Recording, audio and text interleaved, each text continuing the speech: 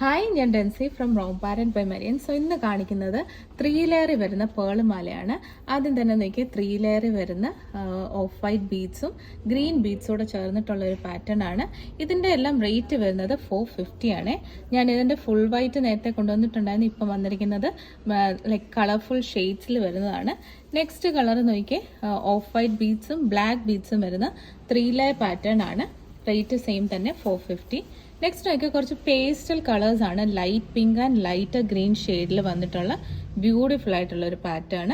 Rate same ആണ്.